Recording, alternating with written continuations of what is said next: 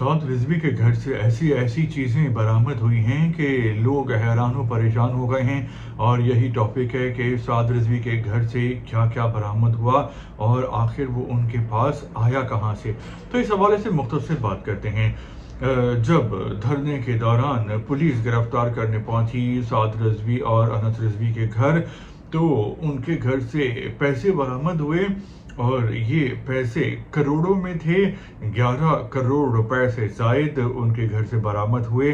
और कहानी यहीं पे ख़त्म नहीं होती, बल्कि उनके घर से सोना भी बरामद हुआ। 2 किलो सोना था जिसकी मालियत 6 करोड़ रुपए से ज़्यादा है।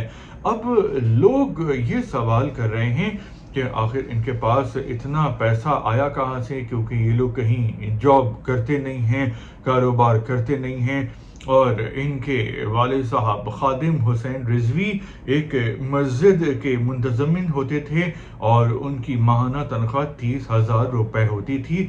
तो अब उन्होंने 30,000 रुपये को कैसे इतने ज़्यादा पैसों में बदल लिया। तो भाई बात यह है कि जब मुमताज़ कादरी नामी शख्स ने गवर्नर पंजाब सलमान तासीर पर हमला कर दिया था, उनकी जान ले ली थी और उसके बाद उसकी फांसी हो गई थी, तो मुमताज़ कादरी को इन्होंने ओन कर लिया था तहरीक वालों ने, खादिम हुसैन साहब ने। और उसके बाद उनका मज़ार वगैरह भी बनवाया गया था और लोग इनको चंदे वगैरह भी देते हैं। और जो चंदा मिलता है, तो हमारे यहाँ तो जो जो लोगों ने मज़हब को कारोबार बनाया है, तो वो करोड़पति नहीं अरबपति बल्कि खरबपति हो गए हैं। और मज़हब का नाम इस्तेमाल करके लोगों ने बहुत माल बनाया है। तो इनसे शायद पूछा जाएगा तो मेरा ये ख्याल है कि ये लोग बोल देंगे कि इनको ये सब कुछ चंदे में मिला है और लोगों ने इनको अपनी मर्जी से और खुशी से दिया है। तो ये मामला है, लेकिन पैसा काफ़ी ज़्यादा है।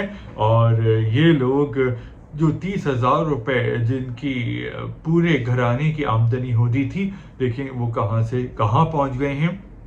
लेकिन फ़िलहाल ये काफ़ी मुश्किल में नज़र आते हैं, क्योंकि साद रिजवी पे कत्ल का मुकदमा दर्ज कर लिया गया है कि जो मुरीद के में पुलिस वालों की जान गई थी, उनके कत्ल का मुकदमा और 30 दफ़ात हैं और जिसमें दफ़ा 304 भी शामिल है। और अगर इस बार, क्योंकि माजी में तहरीक के पीछे किसी ताकतवर का हाथ होता था, फैज़ हमीद साहब इनके सपोर्टर थे एक ज़माने में, तो अगर अब किसी ताकतवर इंसान का हाथ नहीं है, तो लगता यही है कि साद रिजवी और अनस रिजवी काफ़ी मुश्किल में फंस गए हैं। तो आपका क्या ख्याल है कि साद और अनस साहब इस बार भी निकल जाएंगे या इस बार वो मुश्किल में नज़र आते हैं? आपके जो भी कमेंट्स हैं आप अपनी राय ज़ाहिर कर सकते हैं। फ़िलहाल इतना ही। वीलॉग देखने के लिए आपका शुक्रिया।